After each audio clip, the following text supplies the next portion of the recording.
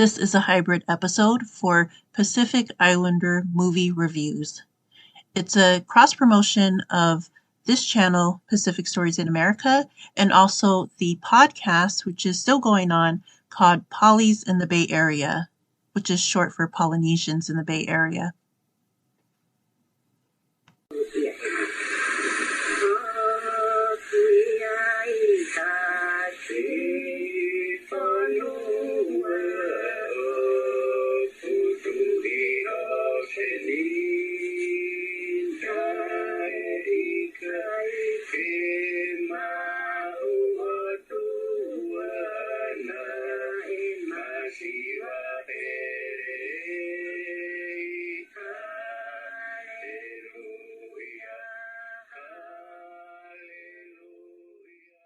Welcome to Polys in the Bay Area. My name is Ruby, and I'm a contracts consultant for Fanika Fangao Consulting LLC, co-host for an original Islander law show called Pacifica Legal Analyst, formerly known as Pacifica Issues Podcast, also solo host for an original Islander business show called Pacific Business Podcast, and co-hosted this show, Polys in the Bay Area. My partner in crime and big sister is here, and she'll tell you about herself. Hi, my name is Nita, but you can call me Nita. Just a little information about myself. I am co-owner of Continental Appliance Company. We are located here in San Francisco. We service San Francisco, the Peninsula, and the East Bay area. We repair appliances such as stoves, washers, dryers, range hoods, dishwashers, and refrigerators. I'm a mother, a sister, daughter, and first-generation American. And I'd just like to extend a nice and big welcome to all our listeners. Welcome to Polys in the Bay Area. I'm really excited and want to say thank you to our listeners for tuning in for an episode with Polys in the Bay Area. Yes, and this one is not only a good one, but it's also our last one for the season. And it's been a real pleasure, hosting the show with my sister, talking about family, business, community issues concerning, the Bay Area and our Polynesian community. So great job, Nita. I mean, I'm glad we made it to this point, just walking by faith that we have something interesting to share with our audience. And thank you for sharing all your wisdom and, stories and insight. No, I'm excited. This has been a great season. I think what we have discussed in this season's, the topics we touched on really is topics that normally don't get spoken about, especially, when we talk about our community. And generally in any community, I believe, it's just something that needs to be talked about. The different episodes that we've had, it's really exciting. And so I think this has been a great first season, and I'm just excited for the following season to come. Me too. I would compare our talks to kind of like a mural, like all those San Francisco murals where they kind of put different images together, but they essentially tell one story. And I think that's the same for Polys in the Bay Area. We're talking about these different topics and stories, migration stories, being first gen, school and health and making money, and sometimes not making money. I mean, businesses, the cash flow works in different directions. And so, it's just been so fun kind of figuring out this podcast world together. And actually, I'm sure people have enjoyed themselves along the way. Definitely. I'm excited for this episode. Yeah, definitely. It was complicated because, like, you're a married woman. I'm an older woman, so this computer love, this online dating, it feels like it's a today's generation topic, really relevant to today's generation.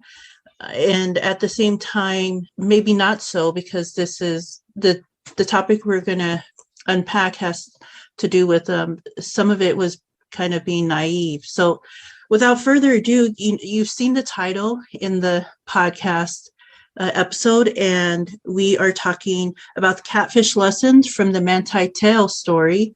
And in particular, we're reviewing the movie Untold, The Girlfriend Who Didn't Exist. And we'll be talking about just reflections on, this catfish story. And Nita, go ahead. And also just, a quick tidbit, hopefully we all learn lessons from this story. Yeah. Yeah, definitely. Not just, I don't think it's just for the daters, people who are dating, doing computer love.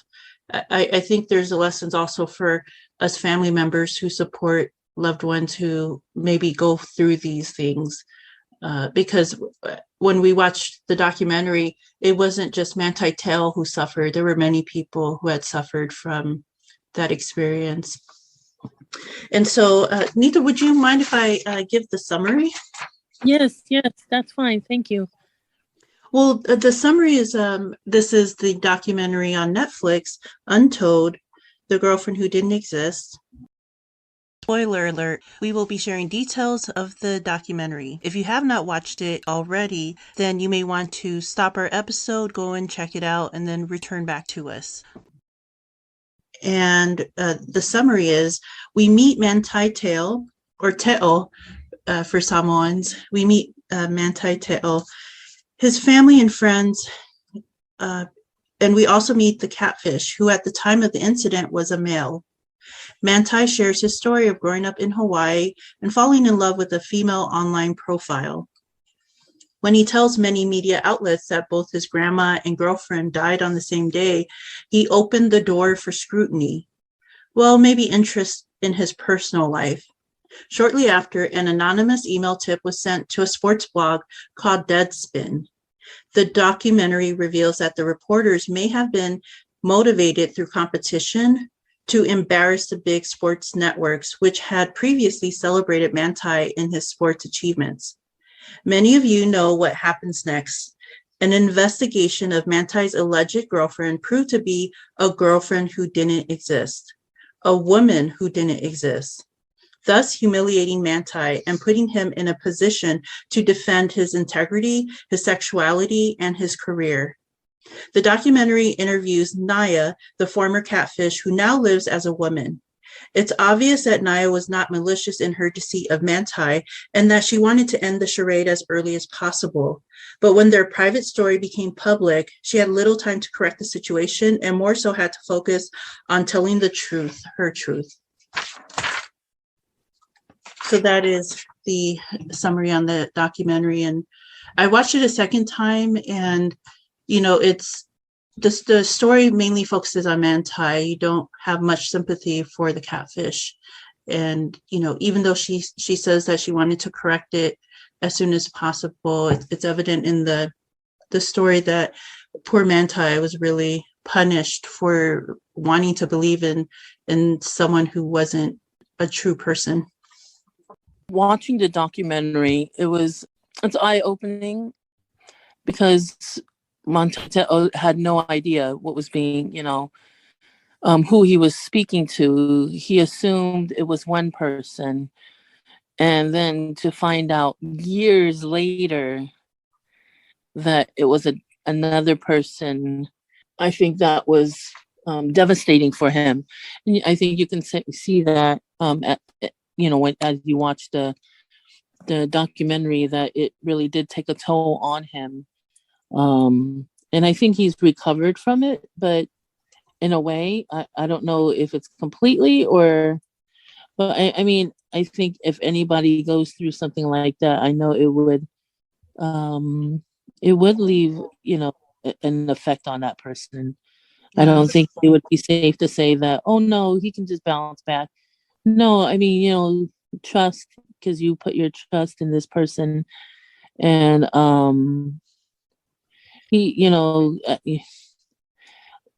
just thinking when the story first came out, when I first heard it, this is before they had the documentary, and I was like, it wasn't who he thought he was. And I was thinking to myself, what do you mean?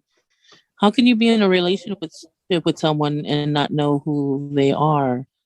So I mean, And that that's what the media kept saying to him. How could you claim someone was your girlfriend if you never met them? That was the resounding question. But I think the media was motivated by something else. And I mean, that's a question that we honestly think about as we watch this young man at the time fall in love with essentially a picture, without a real identity. But the media, the mainstream media, not the sports networks, but the mainstream media, which they brought up in the documentary, they were motivated by salaciousness. They didn't care they were embarrassing this young football player, because he was a young man. I think he was only in his, he may have even been like 18 or 9. No, he was in college. So he may have been 22 when this was all over the news and he was being turned into memes. And when they were asking that question, I think they weren't genuinely interested in how could you fall in love or how could you claim someone to be your girlfriend if you never met them. I think they were more interested in, are you gay? I think they were more interested in, how can you be this big, strong football player, graduated from college and be an idiot? It says them, or implied by them. I think they were also motivated by ratings, using this poor young man's embarrassing story for ratings, asking why Manti, why? And it was just motivated by anything but good intentions. Oh, I agree with you. I think when the media started to attack this young, it was more like they were just trying to take the attention away from them for, Yeah. covering, cover their tracks because they had different versions of the story of, when he came out dedicating that season to grandmother and his girlfriend. They had jumped the bandwagon, and they had different. I think some news reels said that his grandmother died, and then his girlfriend, and some newsreel said his girlfriend died, and then his grandmother died like days later. They had it seemed like they didn't do their work into, Mm. so they were just kind of trying to, they didn't want anybody to say, hey, well, you guys were putting all this attention on it, you guys didn't check your sources. Aren't you guys supposed to be, this is the 21st century. I mean, things are so much easier. You can just use computers, and you can be able to, and not just computers for us, the general public, but then they have access to it too. Technology, it's so much more advanced than it was before, where you could just take a person's word for it and not be able to, Mm. you'd have to call and get your sources correct. But now, it's like you just click on the computer and you come up with the different. I mean, we're jumping the gun going into further about the documentary, but it was it was just eye opening, and I felt sorry for this young man to go through this, because our people are very humble people, very and he was just a bright young man trying to go to college, and he had so much pressure, football, schooling, family, and everything. And so as we go more and more into it, technology becomes more advanced. Online dating is becoming more normal. Mm-hmm. Mm-hmm.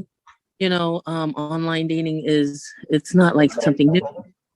It's still new in the sense that, if people are going for it, but it's now, I think when it first came out, online dating, it was like, wow, convenient. I don't even have to go out.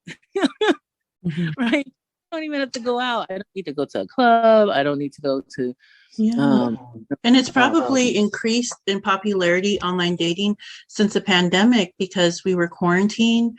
And so there mhm. was probably a lot of online connection. So Manti isn't the only person who's fallen in love with a profile. So let's be honest, listeners, that this is a common, not being fooled, but rather online dating is a common phenomenon, and there are people who are claiming to be boyfriend and girlfriend without having actually met yet. At least that's true. Since the pandemic, that's probably increased.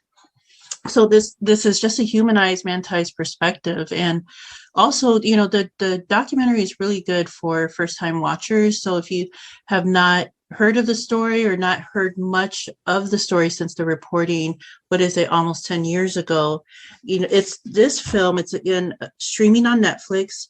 It's directed by Tony Vainuku, and this same director, who's Tongan, he also directed the other sports documentary called In Football We Trust, which is about the Polynesian pipeline and how and the positive effects of the recreation of football and having career aspirations and a possible successful future, and its positive effects on the youth, because sometimes football has taken our young men away from drugs. It's taken them away from gangs, which sometimes quite often we're vulnerable to, because a lot of us, due to our migration stories, we migrate straight into the projects or the impoverished areas. So we're vulnerable to not positive recreational activities. And so that documentary, it did show just the wonderful things that can happen as a result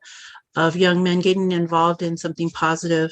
So that same director comes back to share the story of Manti Te'o, humanizing him, because he was not humanized about 10 to 8 years ago when the story broke out. He was made to look like a fool. There were memes showing, it was called Te'oing, and it would show a young man with his arm around no one, and then the image was to portray a fool who has a invisible girlfriend. How humiliating is that? And the thing is, he did recover, as Nita had mentioned, but the way the documentary explains it, he barely recovers, in that a lot of commentators said, who knows how great Manti Te'o would have been as an NFL player had he not suffered this character assassination regarding the catfish story, in that he was made to look like a fool. A lot of the teams, because during the draft around, I think 2013, maybe 2014, the NFL draft, he was not picked for the first round. And commentators were speculating that maybe it's because the team owners didn't want the drama that may have followed or was still following Manti at the time. But he was picked at the second round, which is great. And he went to play with the Chargers, which, it's so interesting, because I remember that case when it happened, because I was in law school trying to prove how that I am a smart Samoan among a sea of non-Samoans, and then to watch the story where a fellow Samoan was being shown to be a fool. It just was so, that's why the story stands out to me. And I didn't necessarily feel like, oh, you're humiliating us. I didn't have that perspective at all. I did feel sorry for him immediately. If you see his interviews, he seems to be really grounded and kind. And then the documentary shows off, a lot of cultural things that we'll talk about in this discussion. We'll talk about that, how culture plays a role. But there's things that about him, for instance, being very humble and very obedient, that kind of we think may have played a role in what had happened. And it was just sad. And so I didn't feel, although I was juxtaposing, his story with my story, I just immediately saw his humanity watching, interview clips. But I didn't know to the degree that he was being used as a political pawn by the sports blog and the sports networks. I didn't know to the degree that he was suffering in his mental health as a result of the humiliation and uh, I just didn't know the humanity to the degree that the documentary shares. You just really get to hear how, what a kind person, and that kind of makes it even worse that something this bad happened to someone that just seems so kind. So we'll continue to unpack this story. In the first question, Nita, what are some red flags about Lene Kekua or the catfish that was created by Naya Tuisasopo? For me, the red flag was that the relationship was for over 3 to 4 years long, which is fine, but within 3 to 4 years long there was no physical contact, not meaning sexual contact or anything like that, but meaning no contact in where he got to see her face to face. For me, It's a red it was flag. Mhm. for me it was like a pen pal relationship. Mhm. um Even though they text each other, they called each other. Him being at the the college university that he was at, and then she being so far away. Um, but then she was supposedly coming from Hawaii, so I mean, I would assume that at one point when he was being, if he went home for the holidays, during breaks, he would have seen her, and it almost was maybe just too convenient, Yeah. because he already had a busy schedule, staying on top of his grades, staying on top of practice, being going to games, and then it was like, okay, well, I get to talk to her at night. Oh yeah, well, we get to text each other, and it's like, well, what? I mean, didn't he? I mean, he had to be so busy that he. I mean, I'm sure the other football players, I'm sure they all had girlfriends, or were seeing girls, and they're probably like, hey, where's your girl? Are you gonna see her this week? Are you gonna see her over the week? Over the break? And then for him to say, no, no, I can't imagine what was the excuse, but it's just too convenient for Monte Teo. It just seemed like, I mean, didn't he want to see his girlfriend? Didn't he want to go and be with her? I mean, if you really like somebody, especially when it's still the beginning of the relationship, you're in that kind of honeymoon phase, like, Mhm. oh, I want to be around him. Oh, I can't get enough just being with him, or just talking to him. I mean, albeit they were talking on the phone, but it's not like, I mean, and another thing for me, a red flag was, this is, you could text, if you could text on a cell phone, you can do FaceTime. So I'm Mhm. surprised never did any kind of FaceTime. That would have been a red flag. um I just don't know. I mean, that to me, that was like something that came up. It was like, you, I mean, I can That should have understand. stood out. Yeah. Yeah, And I think he wasn't just naive. I think there was and maybe this is typical for trailblazers because he's a trailblazer in his family. He's the oldest, he's an NFL hopeful. But there was kind of a self-centeredness that I think kind of blocked that red flag in that, like you mentioned, I agree. Her pretend life, the catfish, her pretend life was too convenient for this football player. She spoke to him at the end of the day when he had nothing to give or say, and then she would simply ask to pray together. While that seems romantic for a young Mormon athlete, it's not realistic in that a healthy young woman would have more needs than that. So that's a life lesson as well as a dating lesson for listeners, is that be aware that your online partner or your online friend should have more needs than just simply hearing your voice once a day. That, as Nita had talked about, even on the holidays, you mean to tell us he thought it was reasonable for her to be like, okay, we don't have to meet up for the holidays, even though you're in Hawaii and I'm in Hawaii at the same time. Okay. No, that's not realistic. And so we should want to have healthy partners. And so that what that means is we should have expectations for healthy partners. Of course, they're going to want little gifts. Of course, they're going to want time together. Of course, they're going to want to see your face when you're speaking. And should that not be happening, that might be a red flag. Yeah.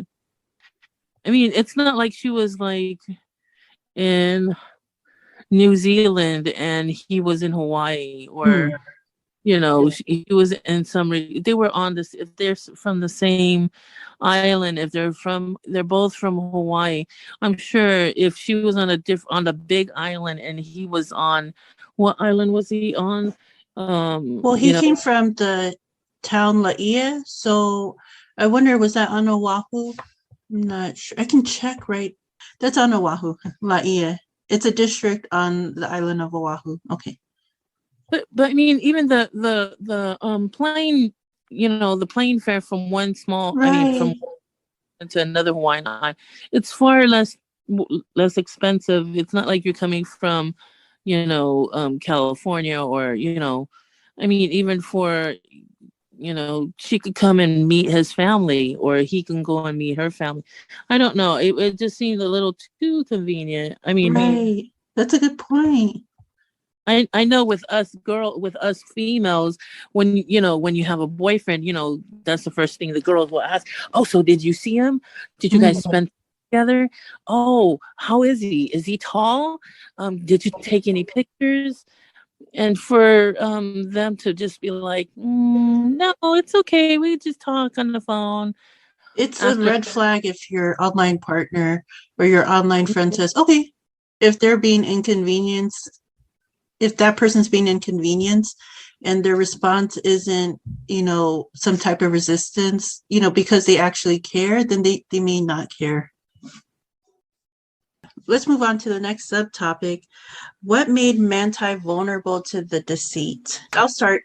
Yes, please. So I think what made Manti vulnerable to the deceit, well, first, let's be honest, the catfish was convincing. It was a female voice. There were imaginary family members that he thought he was, you know, vetting her by.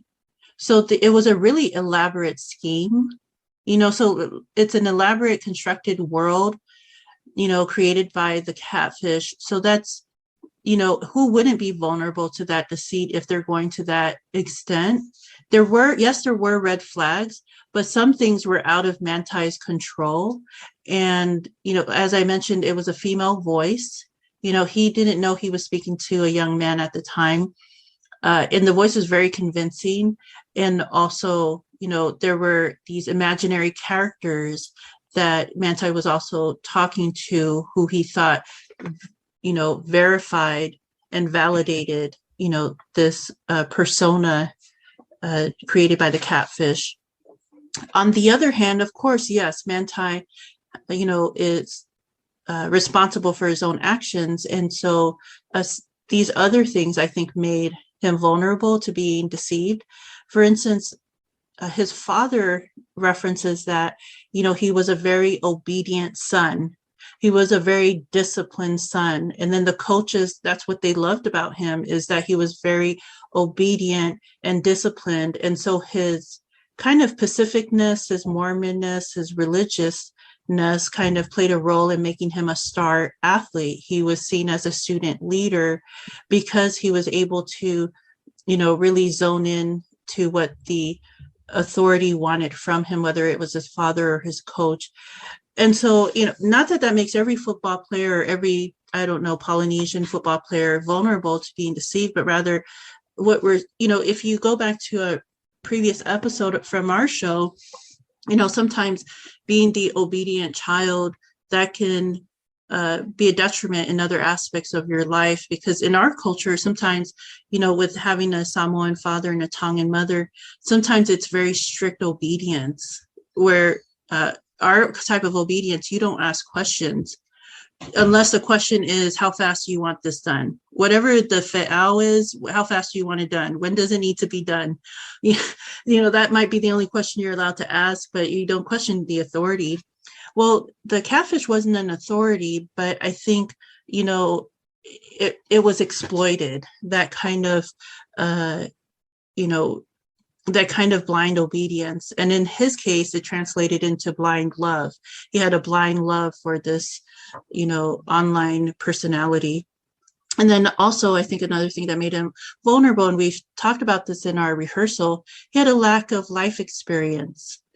But, despite what the TV networks were saying, because they were really punishing Manti, and he was the victim in the story, despite the way he was mistreated by the news networks, he was a young man at the end of the day. He was like, what, 22 or younger, and met her when he was maybe 19.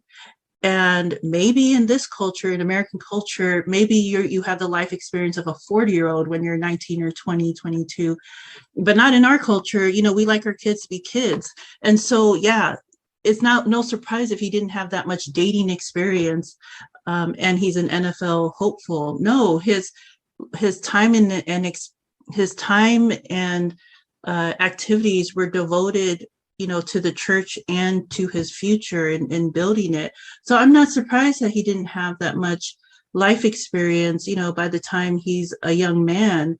Who would, if you're trying to capture this holy grail, like a rich future?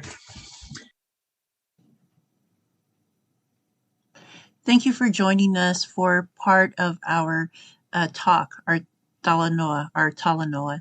And so if you want to hear more of what Nita and I had to say, what Nita and Ruby had to say on this movie review, follow us over to our podcast, and it's Polly's in the Bay Area. You go to Spotify and type in Polly's in the Bay Area. Polly's in the Bay Area.